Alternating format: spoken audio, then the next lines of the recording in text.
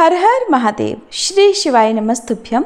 हरे कृष्ण। आप सभी का दिन शुभ हो। आज शिव पुराण कथा का 17वां दिन है। कई लोग भगवान से डरते हैं, सोचते हैं कि अगर पूजा नहीं की, व्रत नहीं किया तो कुछ अशुभ हो जाएगा। परंतु शिव जी भय नहीं बल्कि भक्ति के प्रतीक हैं। वो आसुरी भावों को शांत करने वाले हैं। वो तो ऐसे भोले हैं जो सच्चे हृदय को बिना पुकारे भी स्वीकार कर लेते हैं। आज की कथा हमें यही समझाएगी कि पूजा किसी डर से नहीं बल्कि प्रेम और आभार से होनी चाहिए, क्योंकि शिव जी प्रेम में रचे देवता हैं, दया, क्षमा और करुणा के सागर। तो आइए आज की कथा से पहले हम सभी मिलकर प्रार्थना करें। हे भय हरण शिव जी, हमारे मन से डर को दूर करें। हमें ऐसा विश्वास दें कि हम आपकी भक्ति बिना किसी दिखावे और भय के कर सकें। आपके प्रति हमारा प्रेम ही हमारी पूजा बन जाए। हर हर महादेव। अब सुनिए आज की कथा। श्री ब्रह्मा जी कहते हैं, नारद, ब्राह्मणी ने देवी पार्वती को पतिव्रत धर्म की शिक्षा देने के पश्चात मैना को बुलाकर कहा, महारानी जी, अब अपनी पुत्री की यात्रा कराइए, इसे विदा कीजिए। तब बहुत अच्छा, ऐसा कहकर वे प्रेम के वशीभूत हो गईं। फिर धैर्य धारण करके उन्होंने काली को बुलाया और उसके वियोग के भय से व्याकुल होकर वे बेटी को बारंबार गले से लगाकर अत्यंत उच्च स्वर से रोने लगी। फिर पार्वती भी करुणाजनक बात कहती हुई जोर जोर से रो पड़ी। मैना और शिवा दोनों ही विरह शोक से पीड़ित होकर मूर्छित हो गईं। पार्वती के रोने से देव पत्नियां भी अपनी सुध-बुध खो बैठी। सारी स्त्रियां वहां रोने लगी। वे सब की सब अचेत सी हो गई थी। उस यात्रा के समय परम प्रभु साक्षात योगीश्वर शिव भी रो पड़े। फिर दूसरा कौन भला चुप रह सकता था। इस समय अपने समस्त पुत्रों, मंत्रियों और उत्तम ब्राह्मणों के साथ हिमाचल शीघ्र वहां आ पहुंचे और मोहवश अपनी बच्ची को अपने गले से लगाकर रोने लगे। बेटी, तुम मुझे छोड़कर कहाँ चली जा रही हो? ऐसा कहकर सारे जगत को सूना मानते हुए वे बारंबार विलाप करने लगे। तब ज्ञानियों में श्रेष्ठ पुरोहित ने अन्य ब्राह्मणों के सहयोग से कृपा पूर्वक अध्यात्म विद्या का उपदेश देते हुए सबको सुखद रीति से समझाया। पार्वती ने भक्ति भाव से माता पिता तथा गुरु को प्रणाम किया। वे महामाया होकर भी लोकाचारवश बार बार रो उठती थीं। पार्वती के रोने से ही सारी स्त्रियां रोने लगती थी। माता मैना तो बहुत रोई, भौजाइयां भी रोने लगी। यही दशा पार्वती के भाइयों की भी थी। शिवा की माँ, भाभियां तथा अन्य युवतियां बार बार रो रही थीं। भाई और पिता भी प्रेम और सौहार्दवश रोए बिना नहीं रह सके। उस समय ब्राह्मणों ने मिलकर सभी को आदर पूर्वक समझाया और ये सूचित किया कि यात्रा के लिए यही सबसे उत्तम और सुखद लगन है। तब हिमालय और मैना ने विवेक पूर्वक धैर्य धारण करके शिवा के बैठने के लिए पालकी मंगवाई। मन बहुत बोझिल हो रहा था। किसी प्रकार से पालकी मंगवाई।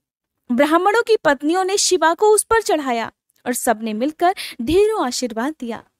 माता पिता और ब्राह्मणों ने भी अपनी शुभ कामना प्रकट की। मैना और हिमालय ने पार्वती को ऐसे ऐसे सामान दिए जो महारानी के योग्य थे। नाना प्रकार के द्रव्यों की शुभ राशि भेंट की जो दूसरों के लिए परम दुर्लभ थी। शिवा ने समस्त गुरुजनों को, माता पिता को, पुरोहित और ब्राह्मणों को तथा भौजाइयों को और दूसरी स्त्रियों को प्रणाम करके यात्रा की।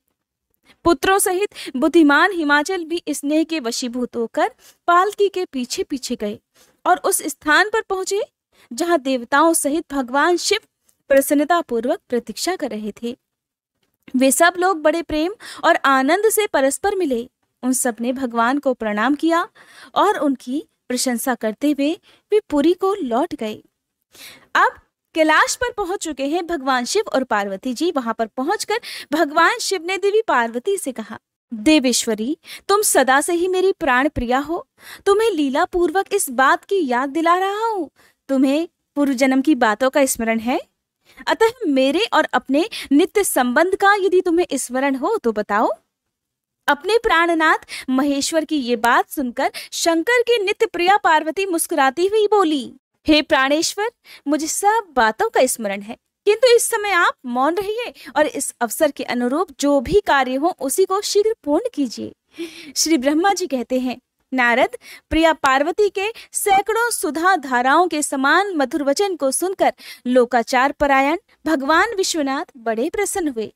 उन्होंने बहुत सी सामग्रियां एकत्र करके नारायण आदि देवताओं की भांति भांति मनोहर भोज वस्तुएं खिलाईं। इस तरह अपने विवाह में पधारे हुए दूसरे लोगों को भी भगवान शंकर ने प्रेम पूर्वक सुमधुर रस से युक्त नाना प्रकार का अन्न भोजन कराया। भोजन कराने के बाद उन सभी देवताओं ने नाना रत्नों से विभूषित होकर अपनी स्त्रियों और सेवक गणों के साथ आकर प्रभु चंद्रशेखर को प्रणाम किया। फिर प्रिय वचनों द्वारा प्रसन्नता पूर्वक उनकी स्तुति और परिक्रमा करके शिव विवाह की प्रशंसा करते हुए वे सब लोग अपने अपने धाम को चले गए। मुने, साक्षात भगवान शिव ने लोकाचारवश भगवान विष्णु को और मुझको भी प्रणाम किया। ठीक उसी तरह जैसे वामन रूपधारी श्री हरि ने महर्षि कश्यप को नमस्कार किया था, तब मैंने और श्री विष्णु ने शिव को हृदय से लगाकर उनको आशीर्वाद दिया। तदंतर श्री हरि ने उन्हें परब्रह्म परमात्मा मानकर उनकी स्तुति की। इसके बाद मेरे सहित भगवान विष्णु शिव से विदा लेकर शिवा और शिव को प्रसन्नता पूर्वक हाथ जोड़कर उनके विवाह की प्रशंसा करते हुए अपने उत्तम धाम को चले गए। भगवान शिव भी पार्वती के साथ सानंद विहार करते हुए अपने निवास भूत कैलाश पर्वत पर रहने लगे। समस्त शिव गणों को इस विवाह से बड़ा सुख मिला। वे अत्यंत भक्ति पूर्वक शिव और शिवा की आराधना करने लगे। नारद, इस प्रकार मैंने परम मंगलमय शिव विवाह का वर्णन किया। ये शोकनाशक, आनंददायक तथा धन और आयु की वृद्धि करने वाला है। जो पुरुष भगवान शिव और शिवा में मन लगाकर पवित्र होकर प्रतिदिन इस प्रसंग को सुनता अथवा नियम पूर्वक दूसरों को सुनाता है, वह शिवलोक को प्राप्त कर लेता है। ये अद्भुत आख्यान कहा गया जो मंगल का आवास स्थान है। ये संपूर्ण विघ्नों को शांत करके समस्त रोगों का नाश करने वाला है। इसके द्वारा स्वर्ग, यश, आयु तथा पुत्र और पौत्रों की प्राप्ति होती है। ये संपूर्ण कामनाओं को पूर्ण करता, इस लोक में भोग देता और परलोक में मोक्ष प्रदान करता है। इस शुभ प्रसंग को सुनने से अपमृत्यु का शमन होता है और परम शांति की प्राप्ति होती है। ये समस्त दुस्वप्नों का नाशक तथा बुद्धि और विवेक आदि का साधक है। अपने शुभ की इच्छा रखने वाले लोगों को शिव संबंधी सभी उत्सवों में प्रसन्नता के साथ प्रयत्न पूर्वक इसका पाठ करना चाहिए।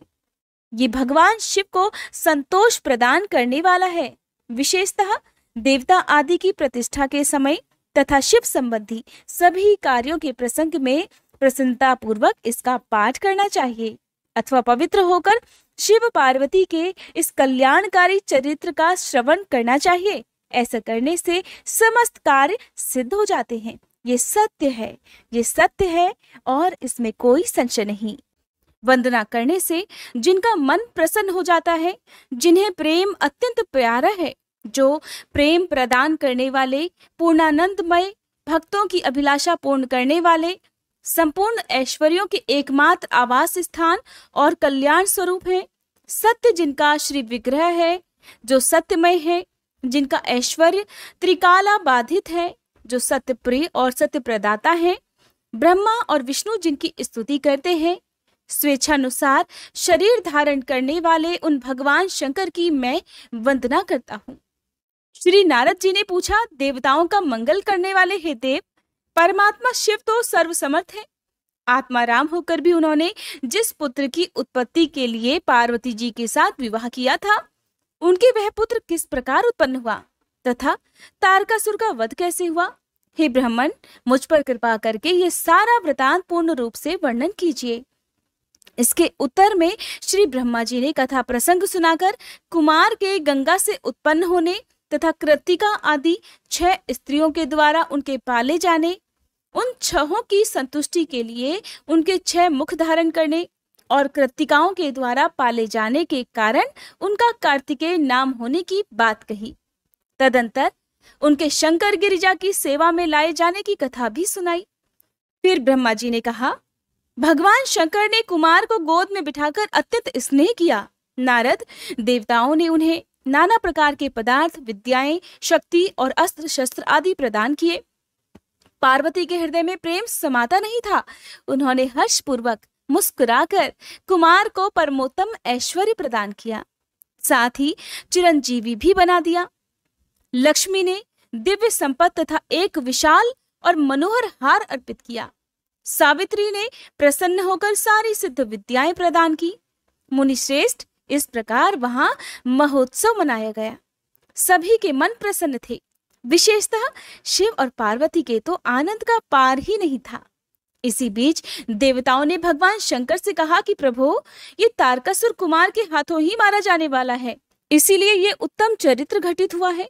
अतः हम लोगों के सुखार्थ उसका काम करने हेतु कुमार को आज्ञा दीजिए। हम लोग आज ही अस्त्र शस्त्र से सुसज्जित होकर तारक को मारने के लिए रण यात्रा करेंगे। श्री ब्रह्मा जी कहते हैं, मुने ये सुनकर भगवान शंकर का हृदय दयार्द हो गया। उन्होंने उनकी प्रार्थना स्वीकार करके उसी समय तारक का वध करने के लिए अपने पुत्र कुमार को देवताओं को सौंप दिया। फिर तो शिव जी की आज्ञा मिल जाने पर ब्रह्मा, विष्णु आदि सभी देवता एकत्र होकर गुह को आगे करके तुरंत ही उस पर्वत से चल दिए। उस समय श्री हरि आदि देवताओं के मन में पूर्ण विश्वास था कि वे अवश्य ही तारक का वध कर डालेंगे। वे भगवान शंकर के तेज से भावित होकर कुमार के सेनापतित्व में तारक का संहार करने के लिए आए। उधर महाबली तारक ने जब देवताओं के इस उद्योग को सुना तो वह भी एक विशाल सेना के साथ देवों से युद्ध करने के लिए तत्काल ही चल पड़ा। उसकी उस विशाल वाहिनी को आते देख देवताओं को परम विस्मय हुआ। फिर तो वे भी बलपूर्वक बारंबार सिंहनाद करने लगे। उसी समय तुरंत ही भगवान शंकर की प्रेरणा से विष्णु आदि समस्त देवताओं के प्रति आकाशवाणी हुई।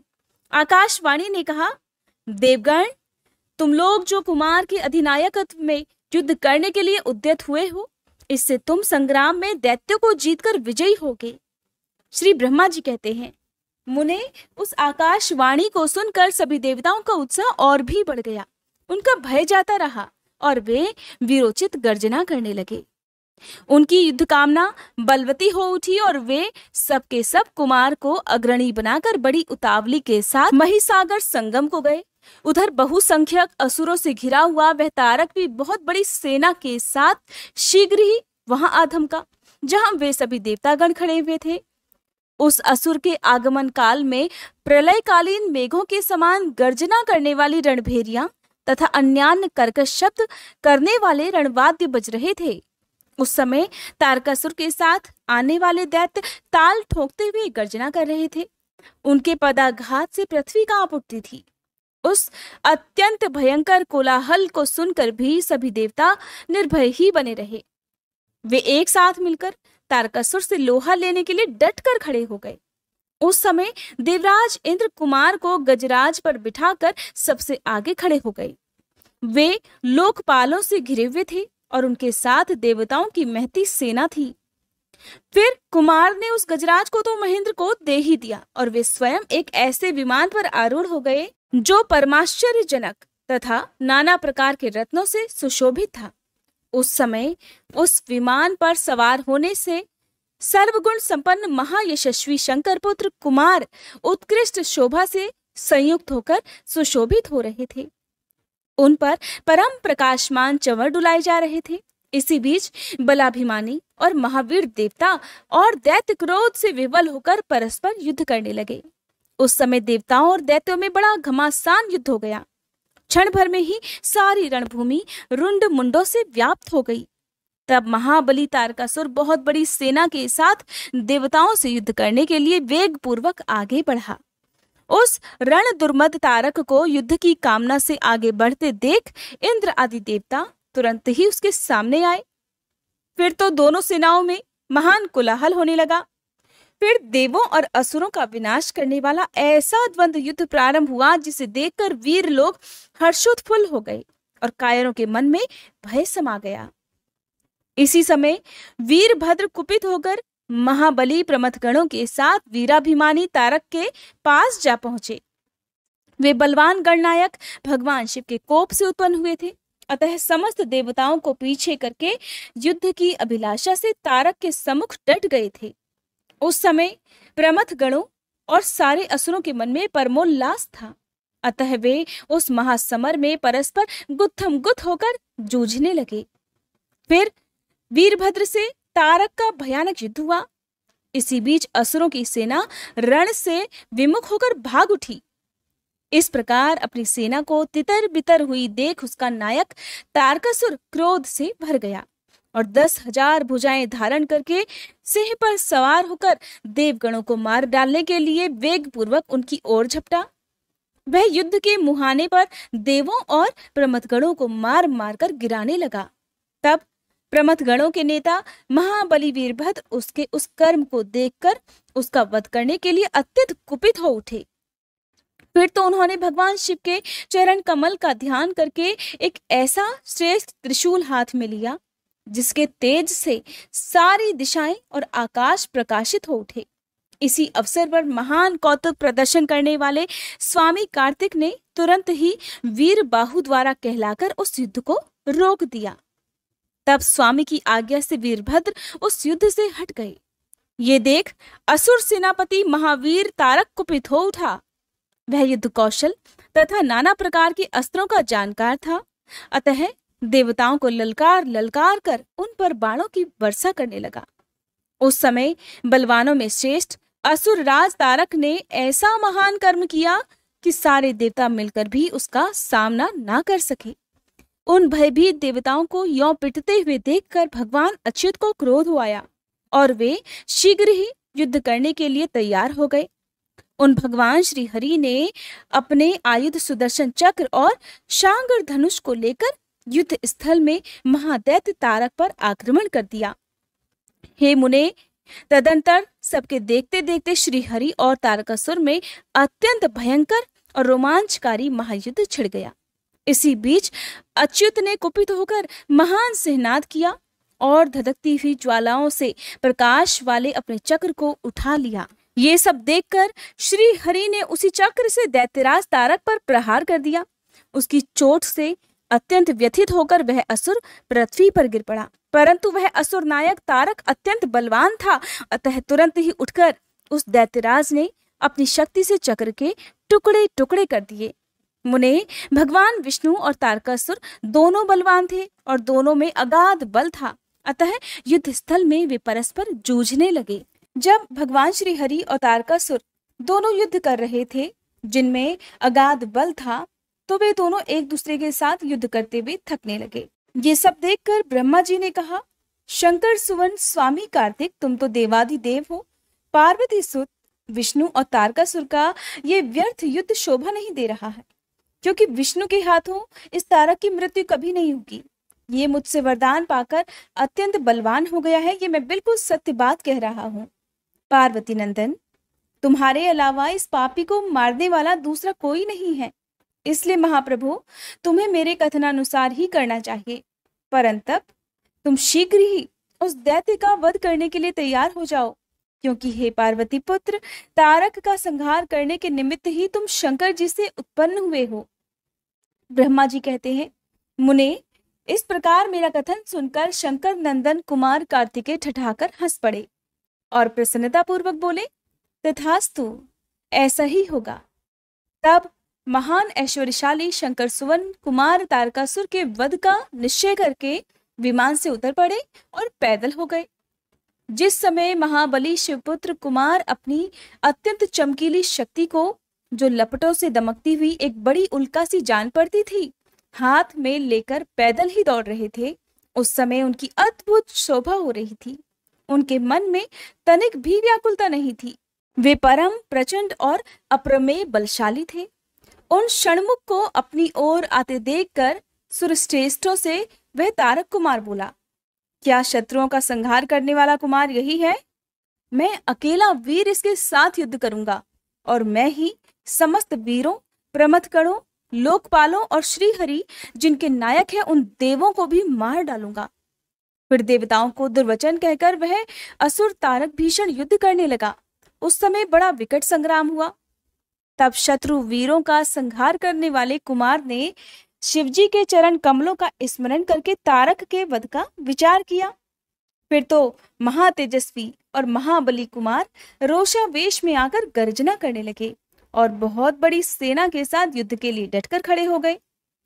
उस समय समस्त देवताओं ने जय जयकार का शब्द किया और देवर्षियों ने इष्टवाणी द्वारा उनकी स्तुति की। तब तारक और कुमार का संग्राम आरंभ हुआ, जो अत्यंत दुस्सह, महान, भयंकर और संपूर्ण प्राणियों को भयभीत करने वाला था। कुमार और तारक दोनों ही शक्ति युद्ध में परम प्रवीण थे, इसलिए अत्यंत रोषावेश में वे परस्पर एक दूसरे पर प्रहार करने लगे। परम पराक्रमी वे दोनों नाना प्रकार के पैंतरे बदलते हुए गर्जना कर रहे थे और अनेक प्रकार से दांव पेच से एक दूसरे पर आघात कर रहे थे। उस समय देवता, गंधर्व और किन्नर सभी मौन खड़े होकर ये दृश्य देखते रहे। उन्हें परम विस्मय हुआ, यहां तक कि वायु का चलना बंद हो गया, सूर्य की प्रभा फीकी पड़ गई और पर्वत और वन काननों सहित सारी पृथ्वी कांप उठी। इसी अवसर पर हिमालय आदि पर्वत स्नेहाभिभूत होकर कुमार की रक्षा करने के लिए वहां आए। तब उन सभी पर्वतों को भयभीत देखकर शंकर और गिरिजा के पुत्र कुमार उन्हें सांत्वना देकर बोले, महाभाग पर्वतों, तुम लोग खेद मत करो, तुम्हें किसी प्रकार की चिंता करनी ही नहीं चाहिए। मैं आज तुम लोगों की आंखों के सामने ही इस पापी का काम तमाम कर दूंगा। ऐसा कहकर उन पर्वतों तथा देवगणों को ढांढस बताकर कुमार ने गिरिजा और शंभु को प्रणाम किया तथा अपनी कांतिमती शक्ति को हाथ में ले लिया। शंभु पुत्र कुमार महाबली तथा महान ऐश्वर्यशाली तो थे ही, जब उन्होंने तारक का वध करने की इच्छा से शक्ति हाथ में ली, उस समय उनकी अद्भुत प्रेरणा हुई। फिर शंकर जी के तेज से संपन्न कुमार ने उस शक्ति से तारकासुर पर, जो समस्त लोगों को कष्ट देने वाला था, प्रहार कर दिया। उस शक्ति के आघात से तारकासुर के सभी अंग छिन्न भिन्न हो गए और संपूर्ण असुर गणों का अधिपति वह महावीर सहसा धाराशायी हो गया। मुने, सबके देखते देखते वही कुमार द्वारा मारे गए तारक के प्राण पखेरु उड़ गए। उस उत्कृष्ट वीर तारक को महासमर में प्राण रहित होकर गिरा हुआ देखकर वीरवर कुमार ने पुनः उस पर वार नहीं किया। उस महाबली दैत्यराज तारक के मारे जाने पर देवताओं ने बहुत से असुरों को मौत के घाट उतार दिया। उस युद्ध में कुछ असुरों ने भयभीत होकर हाथ जोड़ लिए, कुछ के शरीर छिन्न भिन्न हो गए और हजारों दैत्य मृत्यु के अतिथि बन गए। कुछ शरणार्थी दैत्य अंजलि बांधकर पाही पाही रक्षा कीजिए ऐसा कहकर पुकारते हुए कुमार के शरणापन्न हो गए। कुछ मार डाले गए और कुछ मैदान छोड़कर भाग गए। सहस्त्रों दैत्य जीवन की आशा से भागकर पाताल में घुस गए। उन सब की आशाएं भग्न हो गई थी और मुख पर दीनता छाई हुई थी। मुनीश्वर, इस प्रकार वह सारी दैत्य सेना विनष्ट हो गई। देवगणों के भय से कोई भी वहां ठहर नहीं सका। उस दुरात्मा तारक के मारे जाने पर सभी लोग निष्कंटक हो गए और इंद्र आदि सभी देवता आनंद मगन हो गए। यों कुमार को विजयी देखकर एक साथ ही संपूर्ण देवताओं तथा त्रिलोकी के समस्त प्राणियों को महान आनंद हुआ। उस समय भगवान शंकर भी कार्तिकेय की विजय का समाचार पाकर प्रसन्नता से भर गए और पार्वती जी के साथ गणों से घिरे हुए वहां पधारे। तब जिनके हृदय में स्नेह समाता नहीं था, वे पार्वती जी परम प्रेम पूर्वक सूर्य के समान तेजस्वी अपने पुत्र कुमार को अपनी गोद में लेकर लाड़ प्यार करने लगी। उसी अवसर पर अपने पुत्रों से घिरे हुए हिमालय ने बंधु बांधवों तथा अनुयायियों के साथ आकर शंभु, पार्वती और गुह का स्तवन किया। फिर संपूर्ण देवता, मुनिगण, सिद्ध और चारणों ने शिवनंदन कुमार शंभु और परम प्रसन्न हुए पार्वती जी की स्तुति की। उस समय उपदेवों ने बहुत बड़ी पुष्प वर्षा की। सभी प्रकार के बाजे बजने लगे। विशेष रूप से जय जयकार और नमस्कार के शब्द बारंबार उच्च स्वर से गूंजने लगे। उस समय वहां एक महान विजयोत्सव मनाया गया जिसमें कीर्तन की विशेषता थी और वह स्थान गाने बजाने के शब्द तथा अधिकाधिक ब्रह्मघोष से व्याप्त हो रहा था। मुने समस्त देवगणों ने प्रसन्नता पूर्वक गा बजाकर तथा हाथ जोड़कर भगवान जगन्नाथ की स्तुति की। फिर सबसे प्रशंसित तथा अपने गणों से घिरे हुए भगवान रुद्र जगत जननी भवानी के साथ अपने निवास स्थान कैलाश पर्वत की ओर चले गए। इधर तारक को मरा हुआ देखकर सभी देवताओं तथा अन्य समस्त प्राणियों के चेहरे पर हंसी खेलने लगी। वे भक्ति पूर्वक शंकर सुवन कुमार की स्तुति करने लगे। वे सब मिलकर इस प्रकार स्तुति कर रहे थे, हे देव, तुम दानव श्रेष्ठ तारक का हनन करने वाले हो, तुम्हें नमस्कार है। शंकर नंदन, तुम बाणासुर के प्राणों का अपहरण करने वाले तथा प्रलंबासुर के विनाशक हो। तुम्हारा स्वरूप परम पवित्र है, हम सब आपका अभिनंदन करते हैं। ब्रह्मा जी कहते हैं, मुने, जब विष्णु आदि देवताओं ने इस प्रकार कुमार का स्तवन किया, तब उन प्रभु ने सभी देवों को क्रमशः नया नया वर प्रदान किया। फिर पर्वतों को स्तुति करते हुए देखकर वे शंकर तनय परम प्रसन्न हुए और उन्हें वर देते हुए बोले, भूधरो, तुम सभी पर्वत तपस्वियों द्वारा पूजनीय तथा कर्मठ और ज्ञानियों के लिए सेवनीय होगे। ये जो मेरे पितामह पर्वत श्रेष्ठ हिमवान है, ये महाभाग आज से तपस्वियों के लिए फलदाता होंगे। तब देवता बोले, कुमार, यो असुरराज तारक को मारकर तथा देवों को वर प्रदान करके तुमने हम सबको तथा चराचर जगत को सुखी कर दिया है।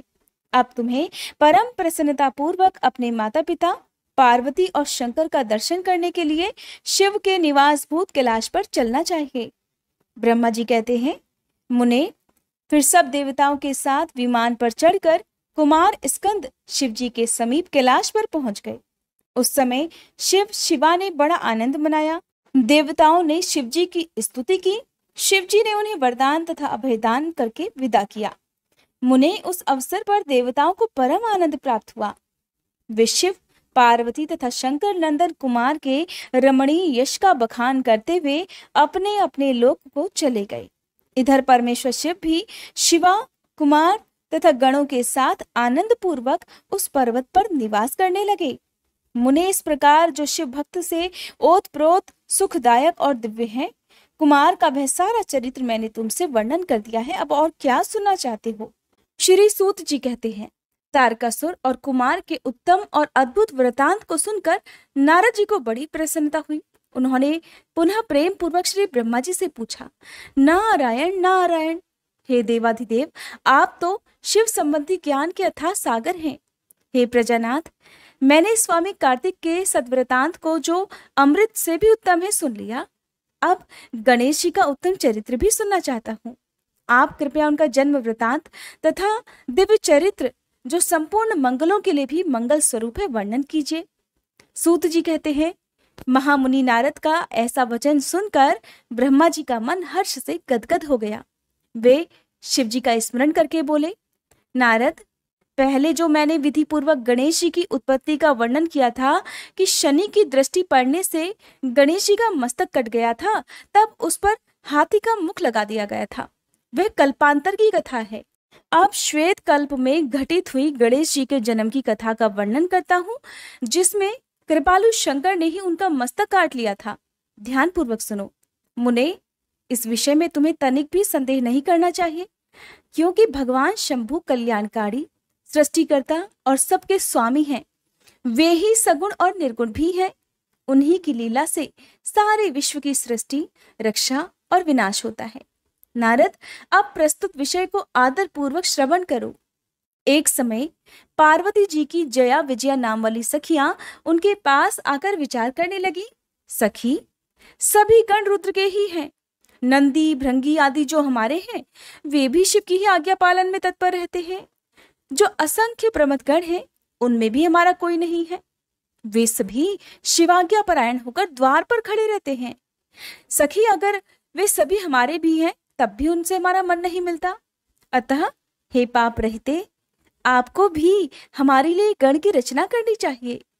श्री ब्रह्मा जी कहते हैं, मुने, जब सखियों ने पार्वती जी से ऐसा सुंदर वचन कहा, तब उन्होंने उसे हितकारक माना और वैसा करने का विचार भी किया।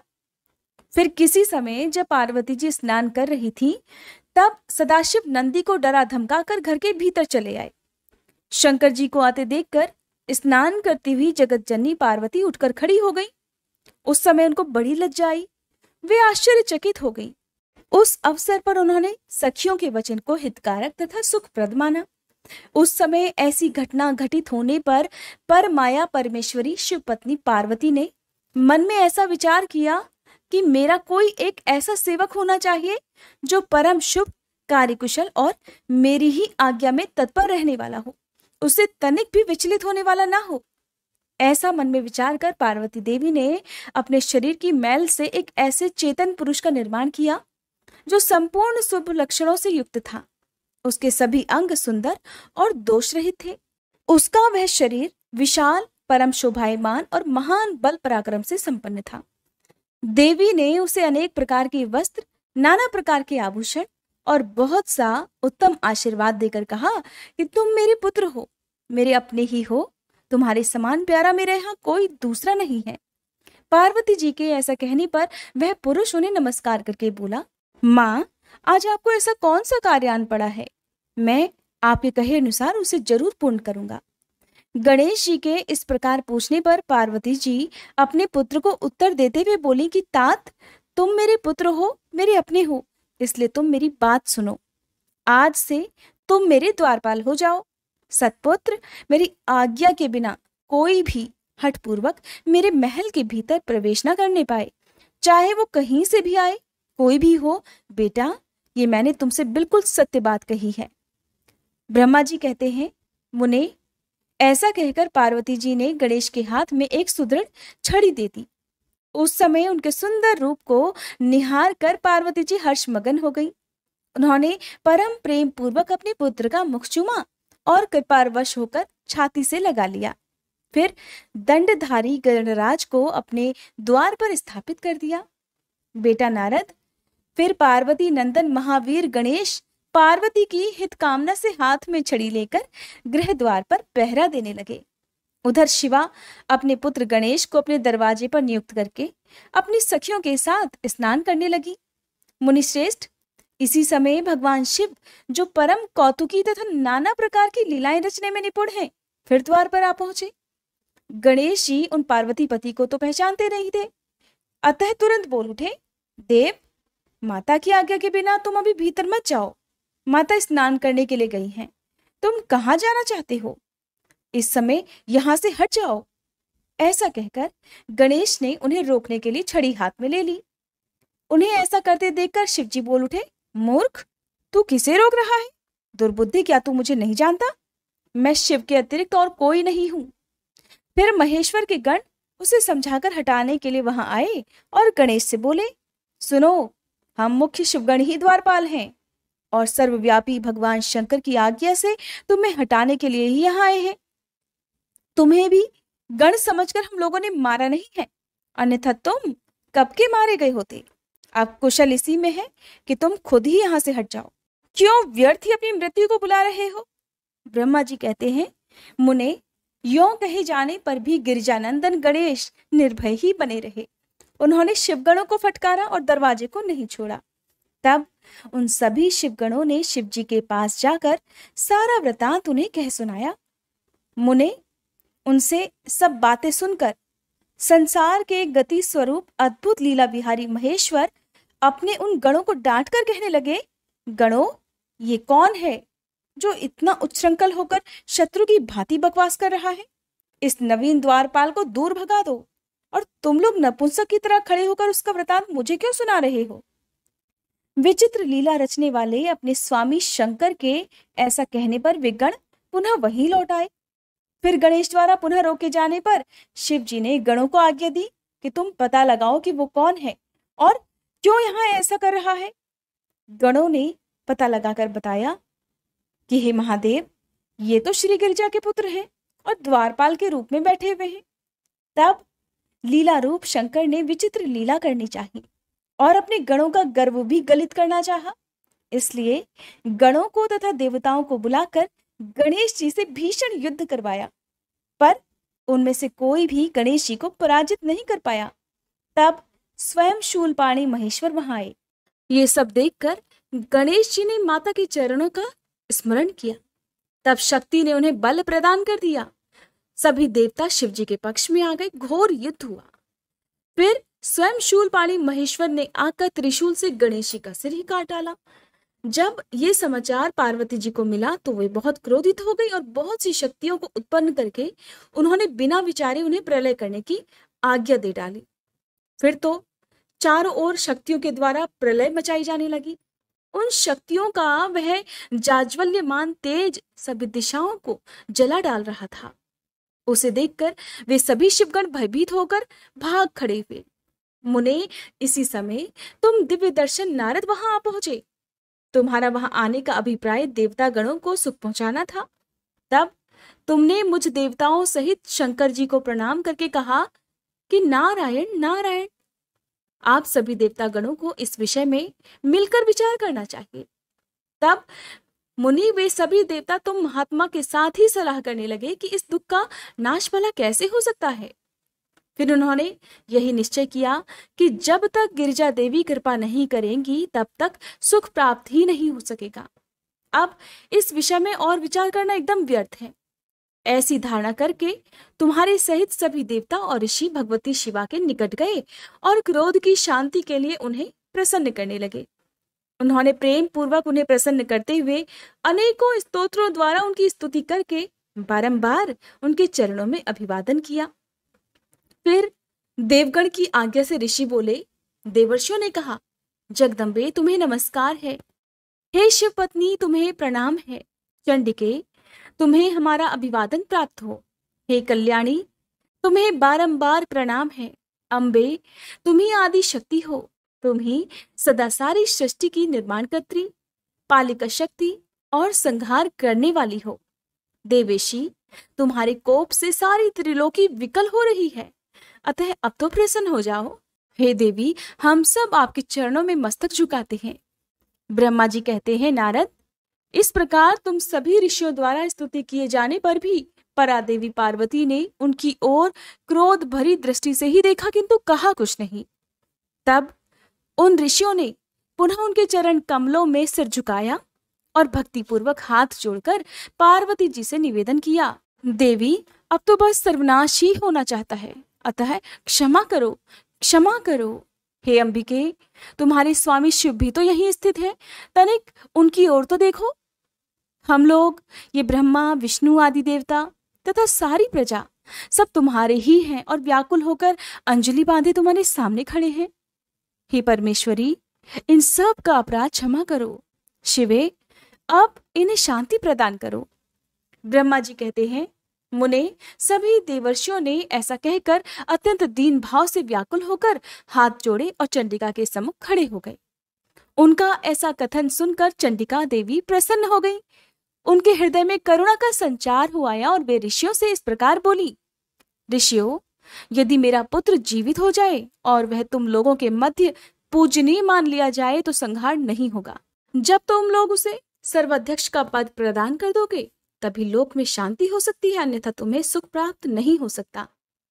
ब्रह्मा जी कहते हैं, मुने, पार्वती के इस प्रकार कहने पर तुम सभी ऋषियों ने उन देवताओं के पास आकर सारा वृतांत कह सुनाया और फिर उसे सुनकर इंद्र आदि सभी देवताओं के चेहरे पर उदासी छा गई। वे शंकर जी के पास गए और हाथ जोड़कर उनके चरणों में नमस्कार करके सारा समाचार निवेदन कर दिया। देवताओं का कथन सुनकर शिव जी ने कहा, ठीक है, जिस प्रकार सारी त्रिलोकी को सुख मिल सके वही कार्य करना चाहिए, अतः अब उत्तर दिशा की ओर चलना चाहिए और जो जीव पहले मिले उसका सिर काटकर उस बालक के शरीर पर जोड़ देना चाहिए। ब्रह्मा जी कहते हैं, मुने, फिर शिव जी की आज्ञा का पालन करने वाले उन देवताओं ने वह सारा कार्य संपन्न किया। उन्होंने उस शिशु शरीर को धो पोंछकर विधिवत उसकी पूजा की। फिर वे उत्तर दिशा की ओर गए। वहां उन्हें पहले पहल एक दांत वाला हाथी मिला। उन्होंने उसका ही सिर लाकर उस शरीर पर जोड़ दिया। हाथी के उस सिर को संयुक्त कर लेने के बाद सभी देवताओं ने भगवान शिव आदि को प्रणाम करके कहा, हम लोगों ने तो अपना कार्य कर दिया है, अब जो शेष करना है उसे आप लोग पूर्ण कीजिए। ब्रह्मा जी कहते हैं, तब शिवाज्ञा पालन संबंधिनी देवताओं की बात सुनकर सभी देवों और पार्षदों को महान आनंद हुआ। फिर ब्रह्मा, विष्णु आदि सभी देवता अपने स्वामी निर्गुण स्वरूप भगवान शंकर को प्रणाम करके बोले, हे स्वामिन, आप महात्मा के जिस तेज से हम सभी उत्पन्न हुए हैं, आपका वही तेज वेद मंत्र के अभियोग से इस बालक में प्रवेश करे। इस प्रकार सभी देवताओं ने वेद मंत्रों द्वारा जल को अभिमंत्रित किया और फिर शिव जी का स्मरण करके उस उत्तम जल को बालक के शरीर पर छिड़क दिया। उस जल का स्पर्श होते ही वह बालक स्वेच्छा से शीघ्र ही चेतनायुक्त होकर जीवित हो गया और सोए हुए बालक की तरह उठ बैठा। वह सौभाग्यशाली बालक अत्यंत सुंदर था। उसका मुख हाथी का सा था, शरीर का रंग हरा लाल था और चेहरे पर प्रसन्नता खेल रही थी। उसकी आकृति कमनीय थी और उसकी सुंदर प्रभा फैल रही थी। मुनीश्वर, पार्वती नंदन उस बालक को जीवित देखकर वहां उपस्थित सभी लोग आनंद मगन हो गए और सारा दुख दूर हो गया। तब हर्ष विभोर होकर सभी लोगों ने उस बालक को पार्वती जी को दिखाया। अपने पुत्र को जीवित देखकर पार्वती जी भी परम प्रसन्न हुई। जय भोलेनाथ। आज के अध्याय में बस इतना ही। इसके आगे की कथा आप सभी कल के अध्याय में जरूर सुनिएगा। आइए अब हम सभी सच्चे मन से भगवान शिव से क्षमा प्रार्थना करें। हे भोलेनाथ, अगर इस कथा के श्रवण, वाचन या स्मरण के दौरान हमारे मन, वाणी या कर्म से कोई भी त्रुटि हो गई हो तो हम आपसे हाथ जोड़कर प्रार्थना करते हैं, कृपया हमें क्षमा करें। प्रभु, हमारी समझ सीमित है परंतु श्रद्धा असीम है। अगर किसी पवित्र प्रसंग को हमने अधूरा समझा, अधूरा सुना या फिर किसी दिव्यता को पूरी तरह व्यक्त नहीं कर सके तो ये केवल हमारी अल्प बुद्धि है। उसकी दोषिता हमारी नहीं बल्कि हमारी अवस्था की है। आप तो दयालु हैं, कृपामय हैं, भक्तों के हर अपराध को क्षमा कर देने वाले हैं। हे भोलेनाथ, हमारी इस भक्ति यात्रा को स्वीकार करें और हमारे दोषों को नष्ट करके हमें अपनी शरण में रखें। हे नीलकंठ, इस अध्याय को आपने ही आरंभ करवाया और आप ही इसे पूर्ण करें। आपकी कृपा से हम हर दिन आपकी ओर निकट आते रहें, यही हमारी सबसे बड़ी कामना है। हर हर महादेव।